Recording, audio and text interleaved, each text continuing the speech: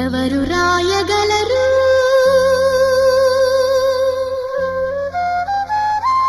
అమ్మాను మాట కన్న కమ్మని కావ్యం ఎవరు పాడగలరు